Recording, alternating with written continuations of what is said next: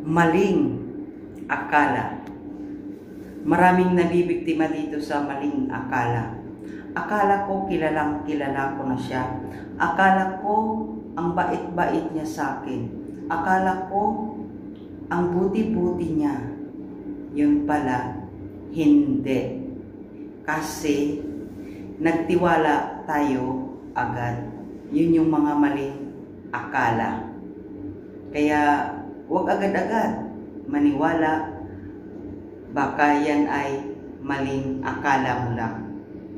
Ingat! Maling akala.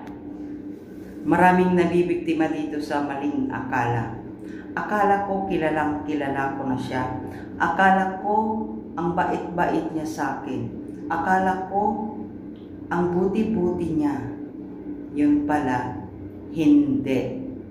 Kasi nagtiwala tayo agad. Yun yung mga maling akala.